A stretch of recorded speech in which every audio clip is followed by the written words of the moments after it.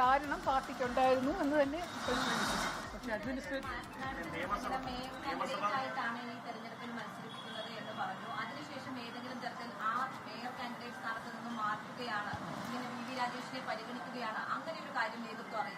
ഈ അവസാന നിമിഷം മാത്രമാണ് ഇങ്ങനെ ഞാൻ പറഞ്ഞല്ലോ സമന്വയ ചർച്ചയ്ക്കും പിന്നെ പാർട്ടിയുടെ നേതൃത്വം എടുത്ത തീരുമാനത്തിന്റെയും പുറത്താണ് അങ്ങനെ വി രാജേഷ് ആയിരിക്കും മേയറെന്ന് പറഞ്ഞതും അംഗീകരിച്ചതും എല്ലാവരും ചേർന്ന് അംഗീകരിക്കുമെന്നും ഞാനും അത്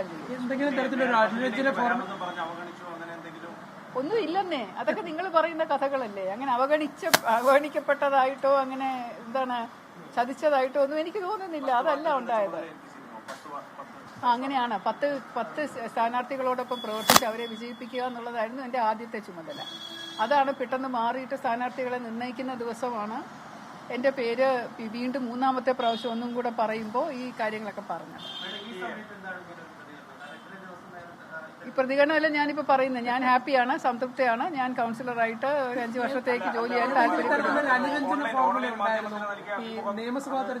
മോനെ, ഒരു അനുരഞ്ജനം വേണ്ടി വരുന്നത് എപ്പോഴാണ്? എന്തെങ്കിലും ഒരു പ്രശ്നം ഉണ്ടാകുമ്പോഴാണ്. ഈ പ്രശ്നങ്ങൾ ഉണ്ടായിട്ടില്ല, അതുകൊണ്ട് അനുരഞ്ജനത്തിന്റെ ആവശ്യമില്ല.